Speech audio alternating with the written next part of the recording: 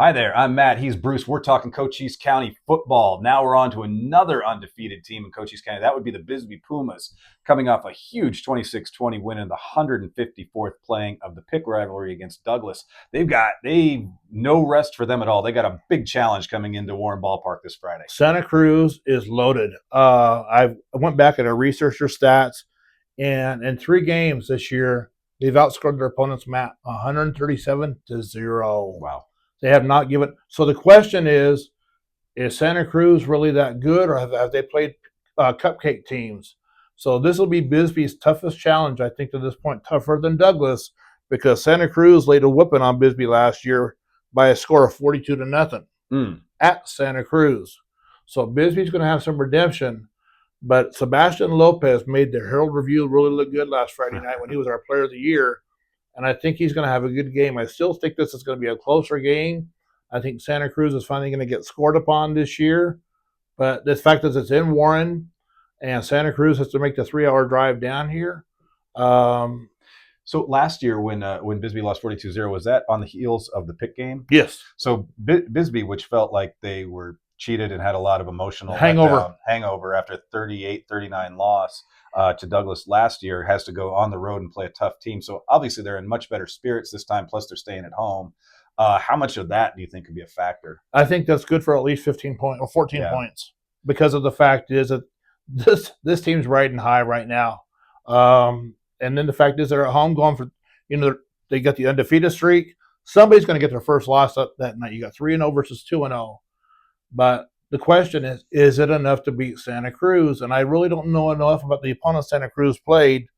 But Santa Cruz has a quarterback named Nathan Harris that in 3 games he's thrown for 894 yards, 9 touchdowns, 0 interceptions. And as a team, they have run for 645 yards. So they sound like they're pretty much evenly balanced. And that's the same thing with Bisbee. We got Lopez, and then you got Bryson Meyer, and you got the running game versus the passing game. So this will be a really interesting showdown. I am saying it's going to be a 10 points or less ball game. I'd like to see Bisbee win. I hope they do, but it's going to be tough, Matt. Yeah, I mean, it sounds like I don't think it's going to be a blowout either way. It could be no more than 2 scores, I would think. But I think we do have to make Eloy has to remain the favorite. Bisbee's got a lot of emotion. It won't be 42-0. I'm going to set the line at Eloy by 12. So that hopefully moves the money on both sides. Well, Bisbee, I love you for what you did last week. I thought it was great.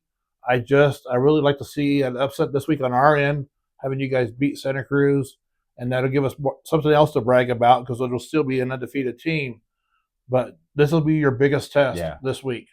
Yeah, I'll be out there. I'm excited to see this. I haven't seen this Bisbee team. I haven't seen in years, but so I'm very excited about that, and I definitely want to see Sebastian Lopez play, because so far I've only heard about it, so it'll be good to really see him up close. And I think Bisbee probably could pull this out if they can make it about emotion, get the crowd involved, and make it close at the end. And they could probably pull it out. What was so cool last week, and we heard this in Douglas the year before, in the final 2 minutes, we want the pick. Mm-hmm. We want the pick.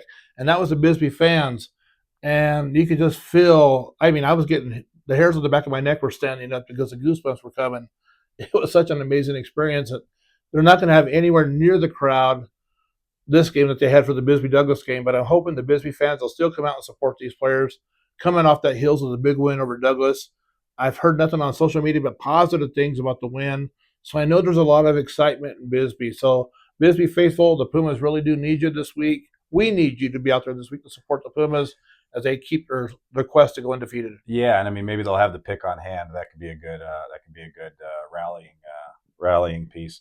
All right, well, so that kind of gets us caught up with Bisbee and Eloy Santa Cruz. I'm setting the line at Santa Cruz by 12.